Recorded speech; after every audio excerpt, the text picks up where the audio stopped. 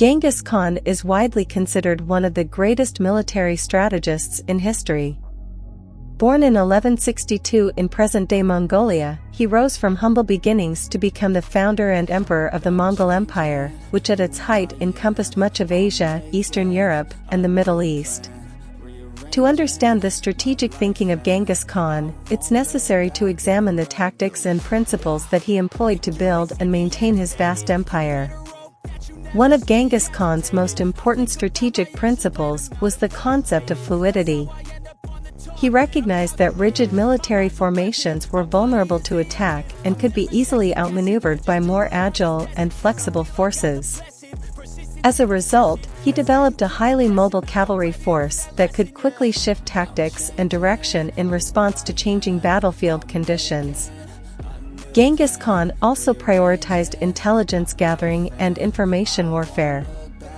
He understood that information was a valuable resource that could be used to gain an advantage over his enemies. To this end, he employed a vast network of spies and scouts who provided him with critical information about the movements and intentions of his opponents.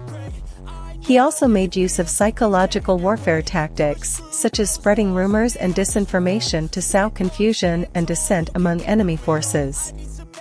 Another key element of Genghis Khan's strategic thinking was his focus on logistics and supply lines.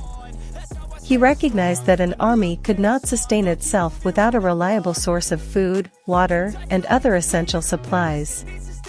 To address this, he developed a system of supply trains and depots that allowed his troops to travel and operate far from their home base, without relying on local resources.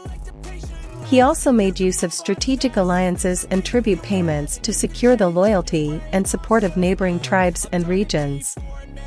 Genghis Khan was also a master of adaptation and innovation. He was willing to experiment with new tactics and technologies, such as using siege engines and gunpowder-based weapons to overcome fortified cities and defenses. He also made use of unconventional tactics, such as attacking at night or during harsh weather conditions, to catch his enemies off guard. Perhaps one of Genghis Khan's greatest strategic strengths was his ability to inspire loyalty and devotion among his followers. He was known for his charismatic leadership style and his willingness to lead from the front lines of battle. He also fostered a culture of meritocracy and rewarded his most skilled and loyal commanders with positions of authority and responsibility. This approach helped to create a cohesive and disciplined fighting force that was able to overcome even the most formidable opponents. One of the most famous examples of Genghis Khan's strategic thinking was the Battle of Yuhuling in 1211. In this battle, he faced a much larger army led by the Jurchen Jin dynasty. Rather than attacking head-on, Genghis Khan divided his forces into 3 groups and sent them to attack the enemy from different directions. This allowed him to outmaneuver the Jurchen forces and catch them off guard. He also made use of his superior knowledge of the terrain and weather conditions to further disrupt the enemy's movements. The result was a decisive victory that paved the way for further Mongol conquests. Another example of Genghis Khan's strategic thinking can be seen in his approach to governance and administration. He recognized that a vast empire could not be ruled effectively through brute force alone. To this end, he developed a system of government that was based on meritocracy and allowed for local autonomy and self-governance.